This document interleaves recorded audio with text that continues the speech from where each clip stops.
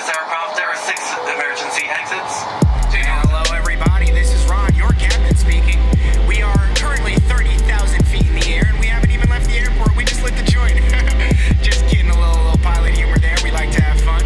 Our destination today is Casablanca, Morocco. So everyone, sit back, fasten your seatbelts, and prepare for takeoff.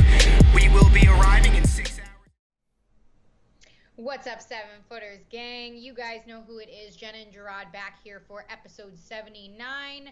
We are knee-deep in the NBA playoffs, inside the bubble in Orlando, and we are here to talk about the matchups that we have left, the surprises that we're seeing, the guys going off, the guys that are kind of snoozing, and basically we might get another soliloquy from Jarod about bashing a team. Last week it was the Sixers, if you heard the pod, and if you didn't, go back to it. It's a great dialogue.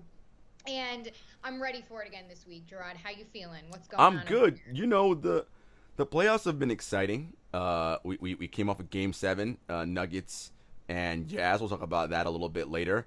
We got another Game 7 as of we're recording this episode right now. Later on tonight, the Rockets and the Thunder, which we'll talk about later as well. Look, playoffs have been great. We're seeing high-level competition. I mean, the only thing, I don't even notice that there's no fans anymore. It's fine. Like, I'm so locked in on the hoop. It's like, that's what I'm focusing on. Yep, same here. I mean, the action is there, and the angles, I love the camera angles. We're never going to get this kind of like on the floor action. Like, you can see, you feel like you're in the room. Like everybody was saying in the beginning of the playoffs when we were first getting used to the bubble, it looks like 2K. It looks like, a video game. And that's exactly what it looks like. Yeah. So I'm loving it. Other than that, I would love to be there, though. So Then you'd be limited. You have to stay inside the bubble, and then because if you went outside, you have to get like a 10-day quarantine. It's that's lonely. and you might get tired of seeing them dudes every day. You might be like, oh God, not you again. I don't think so. You know how it goes. All right, before we get in trouble here, let's get back to the business. All right. We need to talk about the Raptors and the Celtics series because Boston leads the series 2-0. Now, this is a new one. We previewed it for you guys last week. We don't know anything about these two teams battling it out in the playoffs because this is their first meeting in the postseason. So, we had Game 1, Boston double-digit win. Game 2, they took it home again, and Kemba had 2 of the biggest shots of the game. I tell you this all the time, Jarod. Kemba Walker fits in Boston like a glove. We love to see it. What is your initial takeaway from these first 2 games? Because we weren't anticipating anything because we didn't know anything. Well, first I'm going to say, so Kemba's there. So are you saying Kemba's a better fit than your boy Kyrie in Boston? Yeah. Wow. That's the closest you will come to Jenna giving any kind of Kyrie slander. Like that, that is the closest you will get to her giving Kyrie slander. Right. You are right, my friend. That is it. That is the only negative thing I'll say about Kyrie, and it's not even that negative. I'm sorry. Sorry, I feel so guilty. Well, look, I said this series would go 7 games. I picked Toronto in 7. Ain't looking great right now, down 0-2. And part of the problem is the way in which Toronto is using Pascal Siakam. And part of it, too, is Pascal now recognizing in the playoffs, when you are that dude against a high-level team, it ain't that easy, my guy. Being the number 1 guy on a team in the regular season versus in the first round against the Nets versus in the conference semis against Boston are 3 different things, right? And look, this is not about Pascal not being good. He is. He's an all-star this year, but there's still room and levels for him to grow. And part of the problem right now is Nick Nurse, and I'm sure he'll make an adjustment, they're isolating Pascal in the post a lot and having him go chest to chest with Marcus Smart, Jaylen Brown, Jason Tatum. That ain't working. Like, Pascal's good. He ain't good at doing that. Like, that's not his bag. And Boston is limiting Toronto's transition game, which is where Pascal excels. Well, if he ain't getting runouts and it's harder for him to score. Now, it's harder for everyone to score because it's the playoffs. But the playoffs show what people need to work on in their games, right? And one of the areas Pascal needs to work on in this offseason is developing a little tighter handle with his dribble and a face-up mid-range game. Because if you're going to ISO, right, there's a reason why Kawhi Leonard, Kevin Durant, Paul George, right, LeBron James, these big 6'8", 9", and taller dudes can play so well in the postseason, because if you got them mano-a-mano, they can get their shot off in the mid-range, face-to-face, and are comfortable doing that. Pascal ain't comfortable doing that, which is what we're seeing right now. So instead he's trying to go back to the basket post, and it's not working. And look, you know me. I would say I'm not the biggest Boston supporter and lover. But, you know, I got to give credit where credit's due. Boston is playing well. Jason Tatum has made a leap up. And, you know, I've got to give it to him, right? Like, yeah, Tatum, he ain't that great. You know me. That's always my thing. But look, he is playing extremely well. He's able to get to the rim at will. No one can stay in front of him, right? He's shooting it well. Like, he's playing excellent ball right now. And if they're going to continue to play like that and play well defensively as a unit, Toronto might be going home earlier than anybody thought. Like, this ain't looking good. Exactly. And despite the things that we don't know and a little bit of what we do know, is this the reigning champs that you're used to seeing? Or is this a different look? Well, it's different because Kawhi's not there, right? And I think a lot of people got fooled into being like, oh, well, they have the same record without Kawhi. Like, they're fine. And it wasn't that. And again, we always talk about levels to this. Regular season basketball is very different than playoff basketball. Yeah.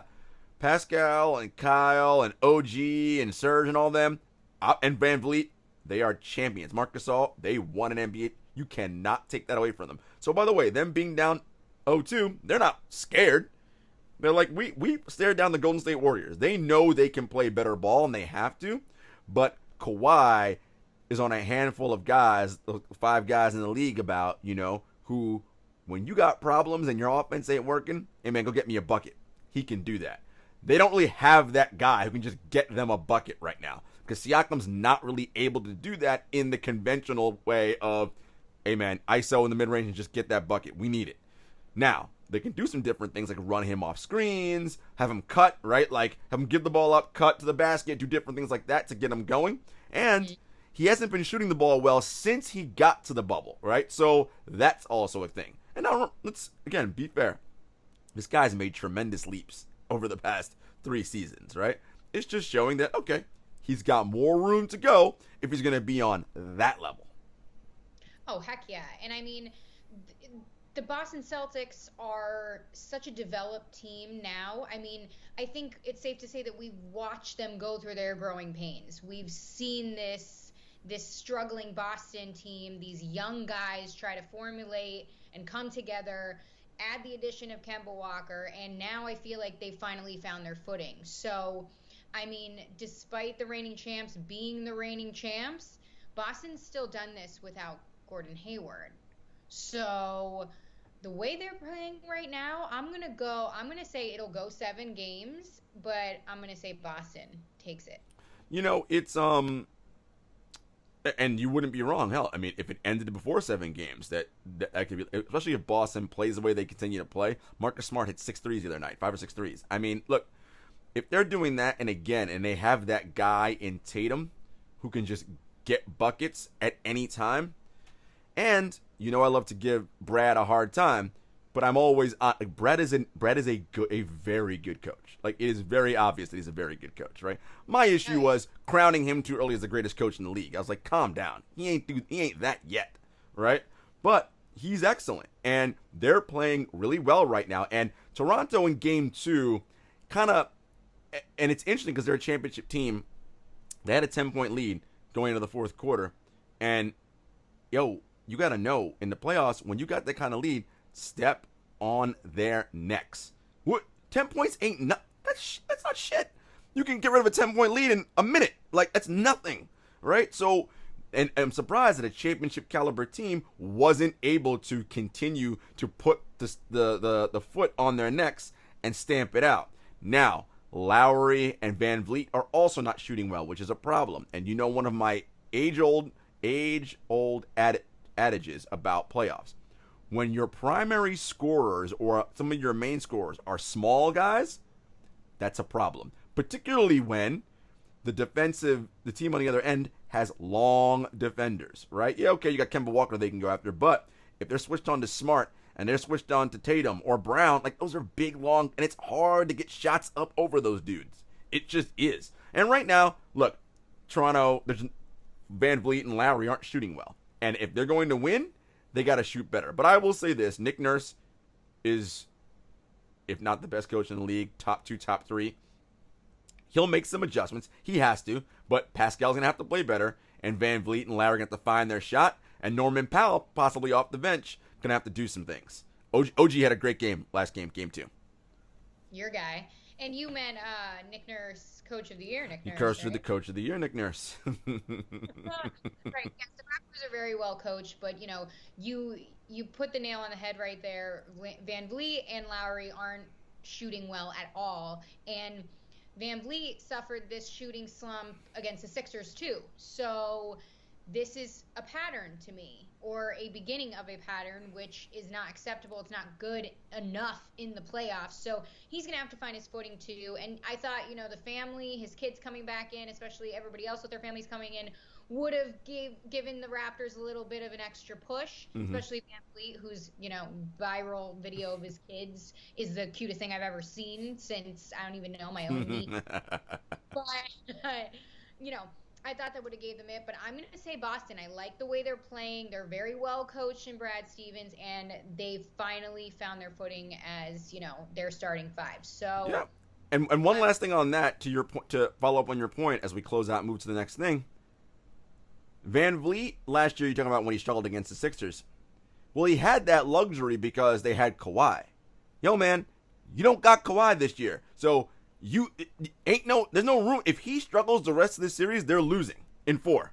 Like, it's swept, right? Like, so he and Lowry have to shoot better because there's nobody else to pick up the Kawhi slack, right? Like, there's just not. It's going to have to be by committee, so they're all going to have to play a lot better.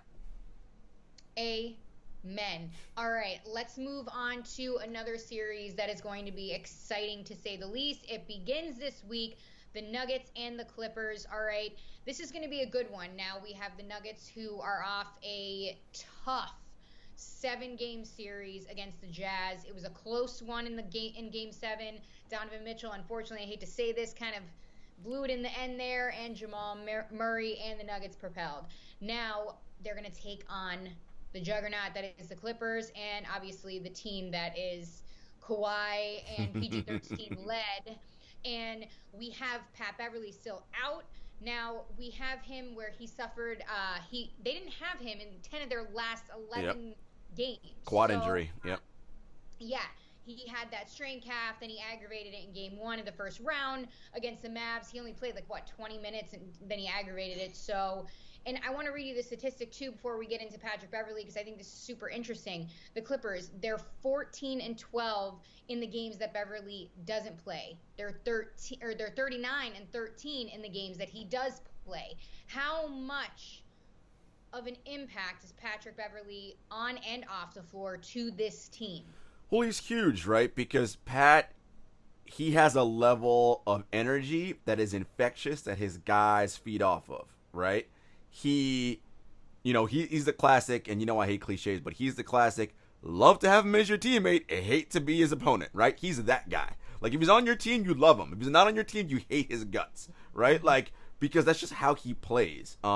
He's a small, right? He's 6'1", 6'2", maybe, but don't tell him that he thinks he's 6'7", 6'8", right? Like, that's just how he plays, and that's his whole aggressive, defensive, I'm a dog, I'm going to get in your shit mindset, right? And that permeates throughout the team. So when he is attacking and putting that pressure on the other team's point guard and Jamal Murray after coming off a 7-game series, Jamal Murray does not want to see Patrick Beverly all up in his face. Like, he just doesn't. And so, not having him there is part of, I think, what's affecting them, because it's obviously part of the rotations and the familiarity and all that. So yeah, I do think, and I think Shams may have tweeted this out, or Doc said it. He believes Pat will be ready for game one. He's going to be available, so I think he will play. This episode will come out the day of that first game, so he should be available to play that day. But this series will just be interesting because, as you mentioned, the Nuggets came off a grueling 7-game series. And by the way, kudos to Jamal Murray and Donovan Mitchell for putting on just a hell of a performance individually, and kudos to both teams. They played hard and well.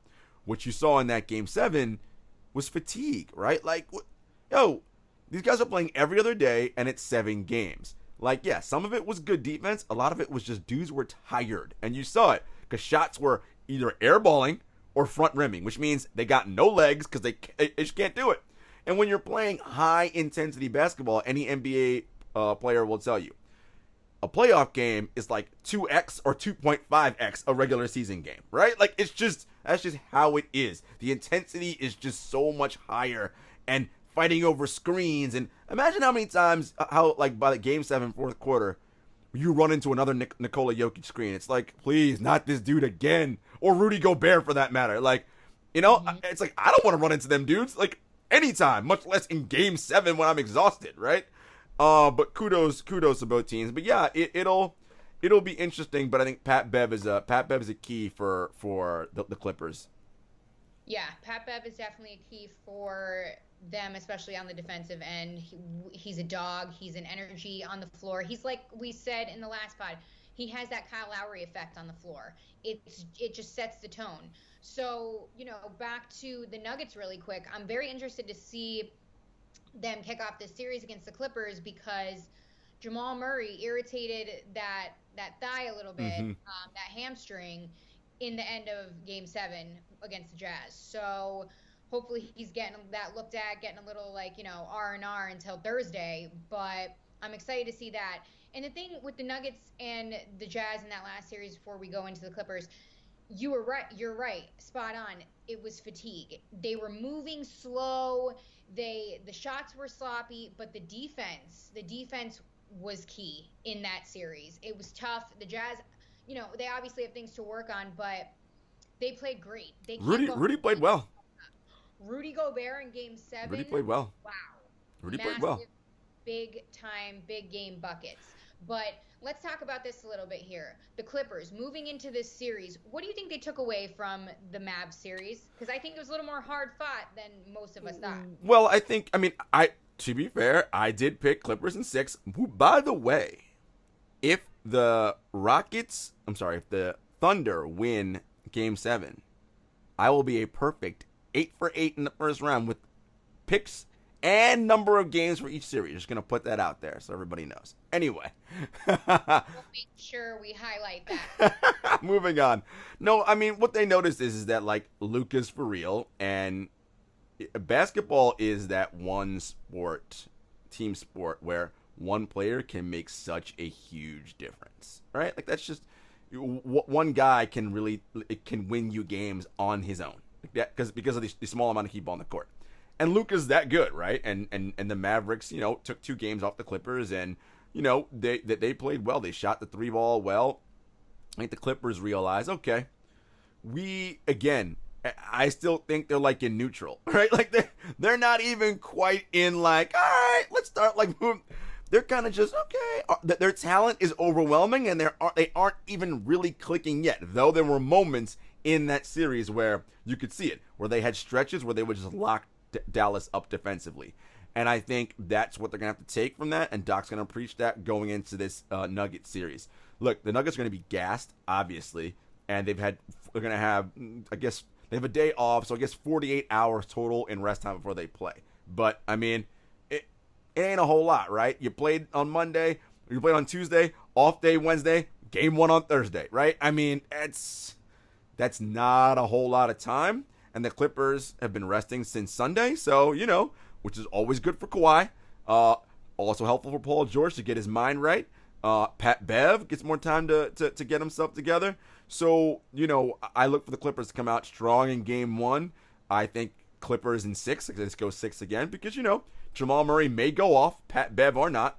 Nikola Jokic is excellent. And, Michael Porter Jr. may have one of those games where, Mike Malone is like, all right, I got to use you. And because, look, we know that Porter is excellent offensively. Now, yes, we know that on defense, the Clippers will target him every time because he's a rookie. And the big thing about it is what happens, it's not even so much about his individual on-ball defense. And as you've been watching the playoffs, I think you've noticed that, right? Like, when a player just has to worry about the man in front of him, they're generally fine, right? They know what they have to do. The problem starts when a screen or a pick is coming, because now I got to think about, shit, okay, am I supposed to drop or blitz? Oh my God. And then when you're a rookie, that's a lot of things spinning in your head at once, and that half a second is too slow, too late, right? Too late. Because the other person, the offensive player, has already got you beat. They know where they're going because of your hesitation, because it's not enough reps. It's not ingrained into your head enough. We talked about this before with guys like LeBron James and Chris Paul and whatever. They know what's coming, right? So they read it. Like, Michael can't read the game that well yet because he's only had so many reps, right? The more reps he gets, the better he'll be. But look, I think the Denver will compete. They'll find a way to win a game or two in this series. But the Clippers are just too good. So I like Clippers in 6. Yeah, I mean, I agree with you. I think if they don't close it out in 6, it could be before. Just because the Nuggets are coming off such a tough series with the Jazz. And yes, Jamal's going to go off one night or two, whatever you call it. But I just don't know if it's enough right now. But, Jokic too, if him and Jamal get clicking on that two-man game is deadly. Then I have a lot of faith. But I think the Clippers are ultimately going to take this. But I have to ask a question here. So we know Marcus Morris, we know his game. We know how he plays. So, right? So against the Mavs, he had that, nasty tussle with Luka. Gets fined $35K for a flagrant 2.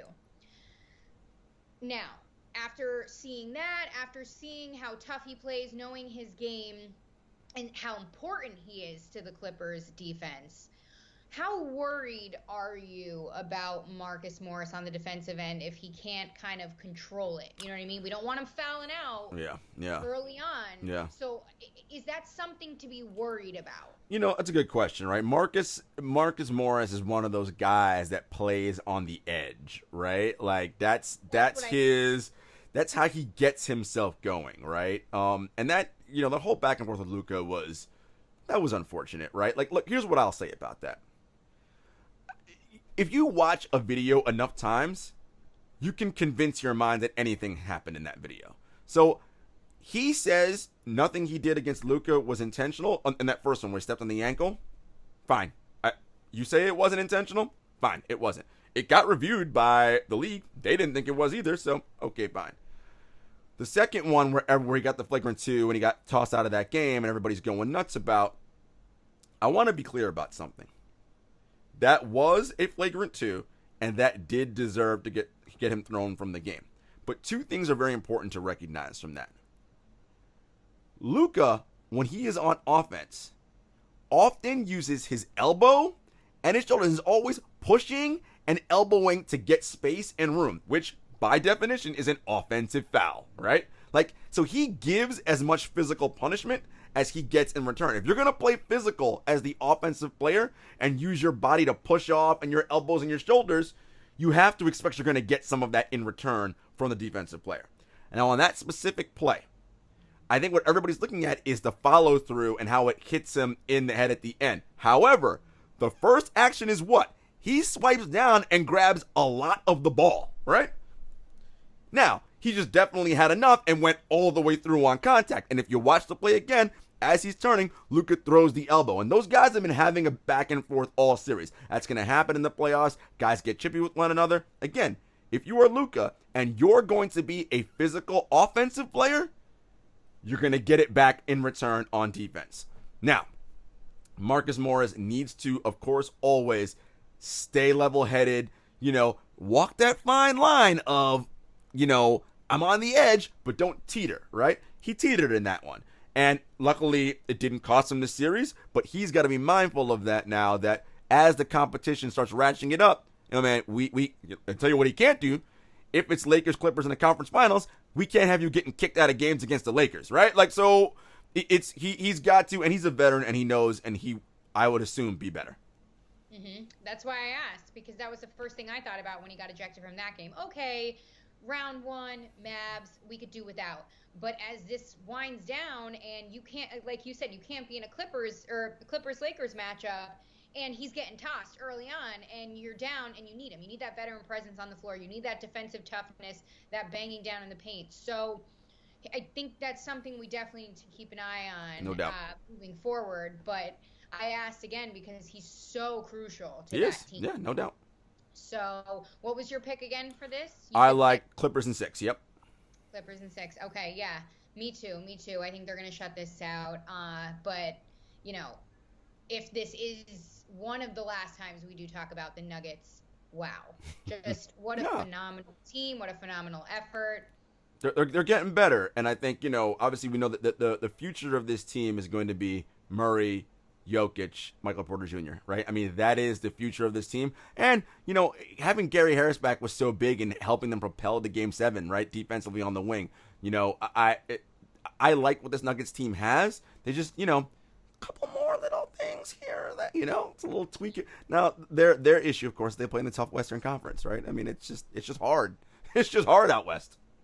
It is hard, but it's going to be a good experience, too. It was great to see Gary back out on the floor. And I think Jamal, side note, said he put on, I don't know, but he put on a lot of pounds of muscle. He did. You could see it. You could see it. His chest, his arms, everywhere. So Sure enough. Good for them. Love it. We got to go to a series that is going to become a fan favorite, I think. The Bucks and Heat, all right? Miami took game 1 thanks to the Jimmy Butler show. He was relentless. He did not stop. He was tough. He came for a business trip, and he handled the business. All right, right off the bat, tell me your takeaways from the first matchup here against Giannis and the Bucks. Yeah, I mean, I'm not surprised. Look, Jimmy's a different kind of dude, right? That's all I'm going to say. Like, his style may not work for everyone. Clearly, Cat and Andrew Wiggins in Minnesota, particularly Cat, had an issue with that. Clearly in Philly, Ben Simmons had an issue with Jimmy's style. Jimmy is we all know this about different types of leaders and people, how they communicate. Jimmy is I'm not sugarcoating shit. If you suck, I'm going to tell you suck and you're not doing your job. You're not working hard enough. He's a direct, Jimmy isn't going to, all right, let's figure out the best. No, we're not taking no paths around to get, no. My man, I need you to be better, straight up. And he'll use way more colorful language than that. Because he is a fiery guy, an in-your-face, abrasive, and he's a confrontational kind of guy. Confrontation doesn't, how some people don't like confrontation doesn't bother him at all. No. He relishes it, right? That is how he operates. And the Miami Heat culture is perfect for him in that. Because they hold each other accountable, right? It's about working and how hard you work. Jimmy doesn't have to worry about saying to anybody, yo, you're not working hard enough, because they're going to already know from jump they're not. And if he says to one of them they're not working hard enough in his colorful way, they're not going to be sad about it or go talk to 55 people in management. Nope. They'll be like, you're right, Jimmy, I'm not. And they're going to get on the board and do what they got to do, which is obviously not the case in Philly and in Minnesota. That's number one. Number two, the Heat are not afraid of the Bucks at all. They were the only team in the league, I believe, in the regular season to beat Milwaukee twice. And, that matters. They have no fear of literally, they're just not. Jimmy and Miami believe they can win an NBA championship. Half this game is belief, probably more than that. If you don't believe, you got zero chance. If you don't even think you can, what the hell are you even doing out here? Just don't even bother. They think they can. And now you have to back it up with your play and your actions and all that. And so that's the mental and emotional side of it. From the on-court play, look, the Bucks missed a lot of shots, right? Some of that was Miami defense. Some of that was just missing shots. Can they be better at Milwaukee? Yeah. And I expect they will be. I do think that their plan for how they're going to play Giannis is a good one, which is basically hey man, we're going to do our best to limit you coming at us and getting to the rim. And what I talked about with Pascal before, this is the next evolution for Giannis. When you cannot just drive to the rim at will, and they're not going to call blocking foul on the defense, and you're getting called with offensive fouls for charging into people, hey man, you got to adjust, my dude. Pull up and hit that mid-range. Pull up and hit that three. He ain't good at those right now. Yeah, he takes them and shoots them. Sometimes they go in, sometimes they don't. But if you're the defense, that's a win. Giannis shooting mid-rangers, I'll take that all day because he's not great at that. He's not Kevin Durant, right? He's not hitting 50% from the mid-range. That's not his game. So I like that strategy. And look, Goran Dragic played well. Now, there was no Eric Bledsoe, so Bledsoe would present more of a defensive resistance for Dragic. But Tyler Hero and Duncan Robinson didn't shoot the ball well either for Miami, right? So, I mean, this is going to be a long series. There are going to be some adjustments made by Spo for sure. We know Bud is typically slower on adjustments than most coaches, but he's going to have to. And one of the things that came out was when Jimmy was cooking, someone, Eric Neem from The Athletic, asked Giannis in his postgame, why didn't you cover Jimmy? Why didn't you get on Jimmy one-on-one when he was going off? And Giannis got, offended by that. Why would you ask me that question? I do whatever the coach says. And it's like, okay. But at some point, Giannis, you are the Defensive Player of the Year, MVP, best guy on the team. You think if you tell Coach Bud that you want to let me get Jimmy, he's going to say no? Probably not. Right. You're supposed to... That was the next thing I was going to bring up because, first of all, the reporter was doing his job. No doubt. Okay, second of all, Giannis instantly had attitude, which I don't know why, because you're the leader of this team. You are the reigning MVP. You are the Defensive Player of the Year. Everybody has money on the fact that you're going to take a championship to Milwaukee, not to mention half the people saying you're going to leave. So prove them wrong. He's the guy that keeps up this persona, and not even a persona, it's who he is, but the fact that I want to win, I want this and I want that, then why aren't you asking to guard Jimmy Butler and take him down if you are the guy, which you're supposed to be? And Isaiah Thomas even called him out on social media too, which is how this whole thing kind of got wheels around the internet. And I kind of agree with Isaiah. I mean, that is like saying Jimmy Butler doesn't go into the huddle and say, let me guard this MF or let's go. I'm taking him down right now, because that's what he does. That's what Jimmy would do. It's playoff Jimmy. So I'm not saying everybody needs to be like him right. and embrace and love confrontation, but you're supposed to be the guy. So if your team is down and Jimmy Butler's going off and embarrassing you guys, shut him down. Now that is part of, and I agree with you, that's part of the whole thing about Bud and their strategy and not shifting, right? What makes the Bucks so good is Giannis as a weak side defender, right? Coming over when the defense breaks down, block shots, help out Brook Lopez at the rim, switch out to cover some guy at three. So if Giannis switches on to Jimmy in like a 2 or 3 minute stretch when Jimmy's hot or somebody else, that takes Giannis away from being what he's excellent at, which is that weak side defender, right? And Jimmy says that when he's in his conversation with Sam Amick of The Athletic. He's like, well, they can put him on me, but the problem with that is that's their best weak side defender. Now, what are they? We still know what we're gonna do if he comes over and does that. What are they gonna do now when we counter and beat that move? So there are sort of schematic drawbacks to putting Giannis on Jimmy because it's gonna take Milwaukee out of what they've done all year defensively, which by the numbers has been the number one defense in terms of rating and efficiency in the entire league. So it's one of those. If it ain't broke, don't fix it. And again, let's not overreact to game one. It was one game. It wasn't like they blew them out, right? But I do think that this series will require Bud to make adjustments faster than he normally makes them. Well, if they want to win. Yeah. Speaking of adjustments that need to be made to Giannis's free throw shooting. He was great. 4 for 12. He missed 2 crucial free throws at the end of the game. Crucial. And I say crucial as in you could have won game 1 if you made these shots. I mean, he takes 2 steps and he's at the rim.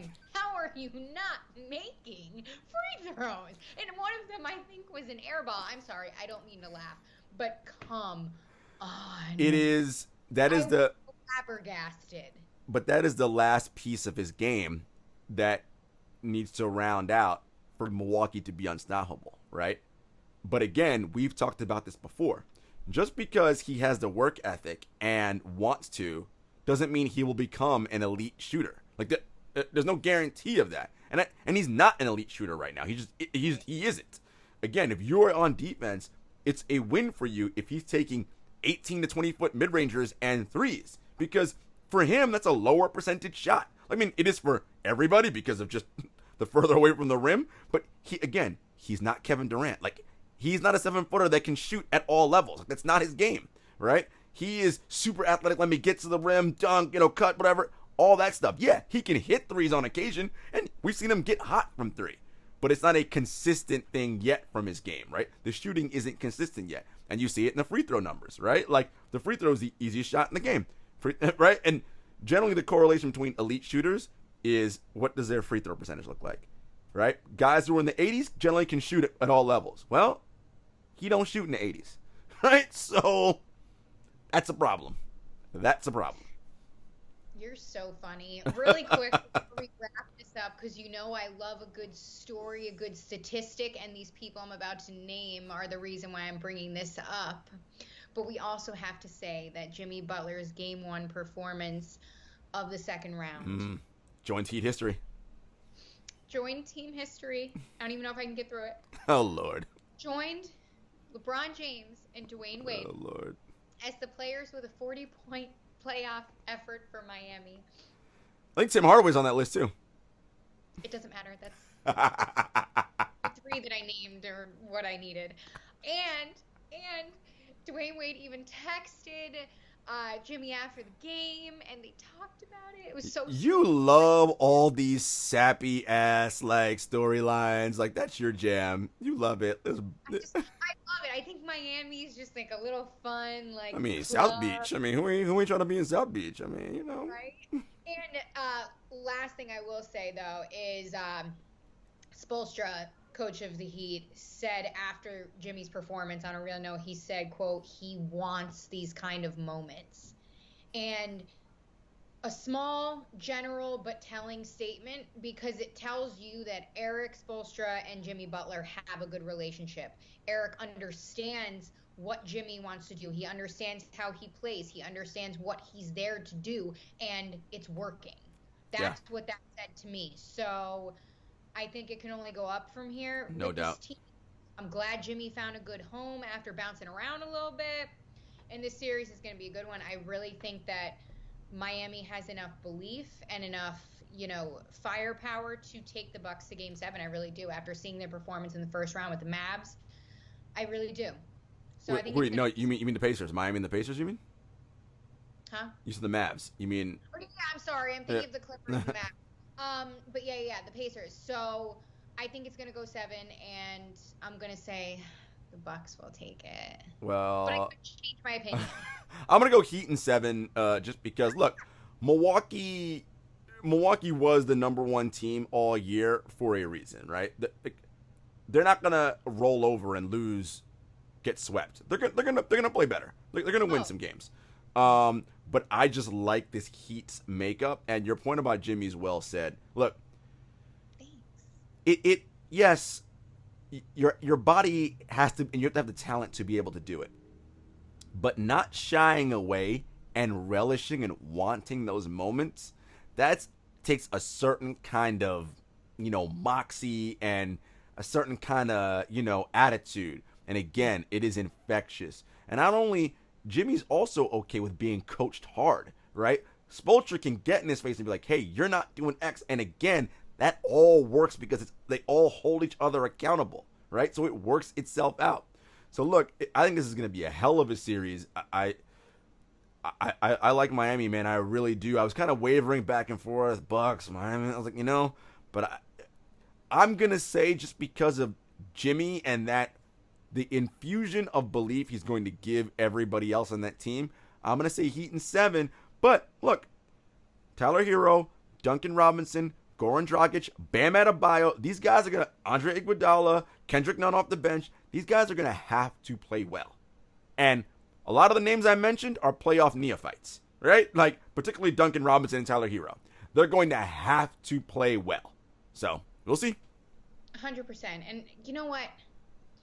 I'm gonna go Heat in 7 too, only because I feel like I chose the Bucks to be safe, and I'm not gonna play it safe this time. I'm really gonna go. I'm really gonna say it because I love Jimmy. I think I said 2 episodes ago that I would bet my life on Jimmy. I would literally, if I was falling, I'd be like, I know Jimmy Butler's gonna be down there to catch me. That's it. I know it. I know it. So I'm gonna do Miami in 7. That's it. That's all. All right, let's move on to a series that has so much pressure on it because the embarrassment that could be had after this for certain people may just cause me to spontaneously combust. All right, I am talking about the Rockets and Thunder series. It is tied 3-3, and who's gonna take Game 7, Jarod? Listen, Game 7's tonight, the night we're recording this podcast. I picked Thunder in 7 to start, so I'm sticking with it. Look, the Rockets are a more talented team, I believe, but I think the way in which OKC can attack you is more varied and different. You know what the Rockets are going to do. Spread you out and shoot threes, right? Like we know that. And in transition, Russell's going to attack the basket. Like, we know what it is. Now, when they're doing it well and clicking on all cylinders, it's almost impossible to stop. All right? As we saw in their blowout wins. They're really hard to stop when it's all clicking. It ain't always all clicking, right? And Game 6 was a microcosm to me. Russell Westbrook down the stretch, horrendous. Turnovers, air balls, and where was James Harden? I don't know. But the point guard, Chris Paul, down the stretch, 40 minutes, no turnovers, was clutch. Now, CP3 is one of my favorite players of all time. We call him the point guard for a reason. Like, he's that good. And he's often underrated, I feel like. But, conversation for a different day. Heck yeah. And it's going to be a long one. But all right. If it's going to be a tight, close game, I'm sorry. I trust Chris with the ball in his hands. I do, because he will get us, if I'm on his team, into the right set that we need to get into. Russ may go super alpha mode and I don't know what. And James, on this pod, there's only 2 of us. There's no bigger hardened guy than me. I love James's game. I love everything about it.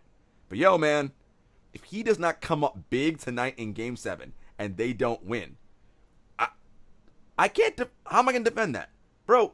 You are been a league MVP. You finished runner-up a few times. He's basically been top 3 in MVP voting the last 6-7 years. Like, my dude, it's time now. You got to be that guy. You have to. And if he doesn't tonight, well, is what it is. It's going to be an awkward ride home on the PJ for the Rockets. And PJ is the rich people call it private jet. We know.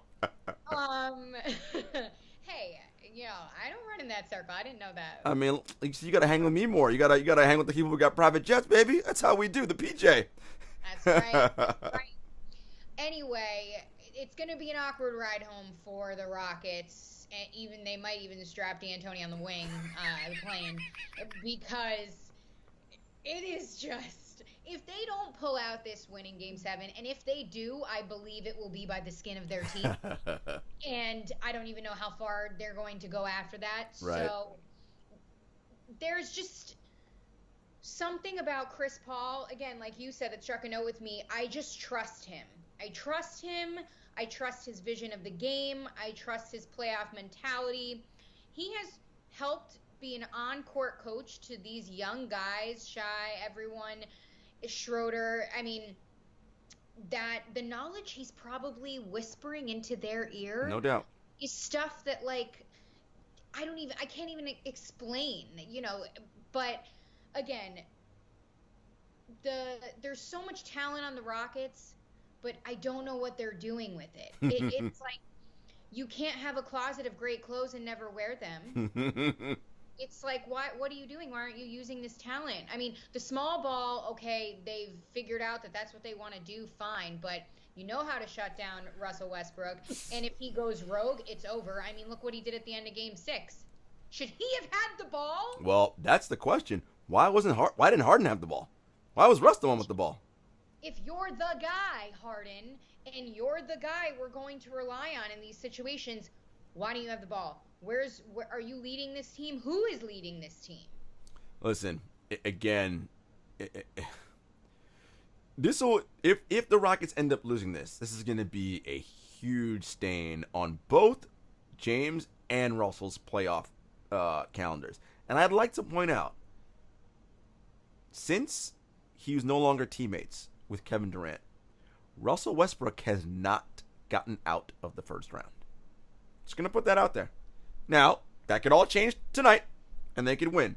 But he has not gotten out of the first round. Could be some reasoning to why Kevin Durant didn't want to play with Russell Westbrook anymore. Just saying.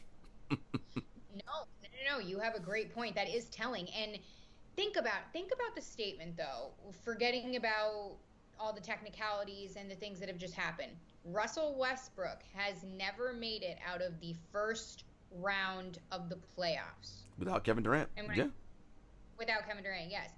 But the fact that he's not gone further than that, Russell Westbrook, it's very hard to wrap my head around if I don't look at all of the other details that are adding to it.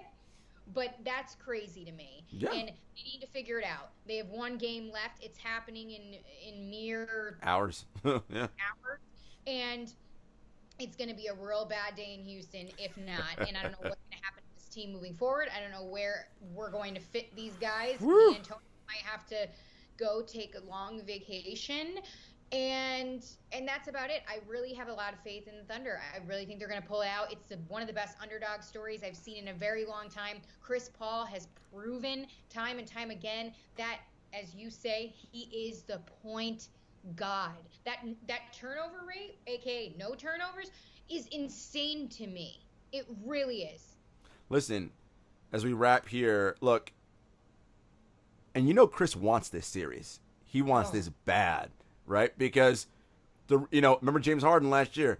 I know what we got to do to get better, and it was like we got to get rid of Chris, right? That was the issue because again, Chris, like Jimmy, is a confrontational kind of guy, right? Chris is extremely bossy, and he is an exacting teammate. That's just, if you know anything about Chris, that's how he is. Yo, if you can't handle that, Chris ain't going to work for you, man, because he's going to wear on you constantly about what you're not doing, right? Like, and that's just because Chris is so competitive, and he reads and sees the game at a level that, yo, come on, like, just do what the hell I'm telling you to do. X, Y, and get here, and we'll be okay. And that's a hard thing for ultra-competitive, super smart guys like Chris to deal with. So, listen, this is no gimme tonight. It's a Game 7, so it's a toss-up. Chris can't be the only one that plays well. Gallo's got to play well again. Shai Gilgeous-Alexander's got to play well. Schroeder's got to shoot it better, right? Like, I mean, they need players to play well tonight across the board. But it'll be a good one, and I'm excited for it. Same here. And last note about that, too, just because Chris Paul is – this quick story is so telling of Chris Paul. I recently read – I can't remember where it was. I'll have to send you it. But when Chris Paul was first going to OKC – you know, the story and the narrative, you know, they're going to shop him around. They're going to do this and that. This is kind of like a quick stop for him. He went and spoke with Sam Presti and everyone and said, hey, listen, I'm an all-in guy. If you keep me here and you have me here and I want to be here, I'm going to do something here. I'm going to take these young guys. I'm invested in these young guys. I want to pass down what I know, and look what's happening. Yeah, it's a wonderful story. It really is. I mean, telling of Chris Paul, and he's handling all of that while being the president of, you know, no doubt, everything going on with the NBA and handling his duties there, not taking it and mixing it up within his game. No so doubt. Kudos to him. And as we know, the Lakers, they are still waiting for an opponent too. So it's going to be the winner of the Rockets Thunder series. So we'll have to see what happens there, but they will be well rested. Yeah, and that's good for LeBron, obviously, and they can get Rondo back and all that stuff, and it's good to get some healthy players. I think OKC would be a better story to see Chris and LeBron go head to head, right? The two former friends, right? I figured you'd like that from a narrative standpoint. And I think that honestly, it's tough to say who'd give the Lakers a better series. The problem, of course, with OKC is they're gonna get killed by that Davis LeBron pick and roll. Like, I mean, so will the Rockets, but like, I mean, it's just yeah, it's gonna be tough for them. Look, either way, I think the Lakers will beat whoever they get in the next round. I think I'd like to see Chris though, because I'd love to see him go up against LeBron and see if the two best thinkers of the game, how they chess match against one another, right? I think that'd be good to see.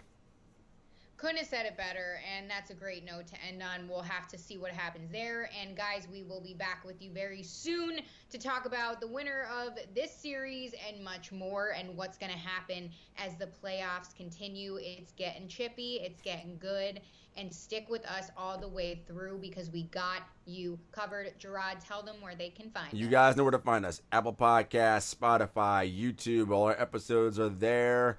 You know where to find us on Twitter and Instagram at 7footers Podcast, at 7footers Pod, and at JS Hector, and at Jenna Lemon Selly. And we'll see you guys soon. Peace. Peace.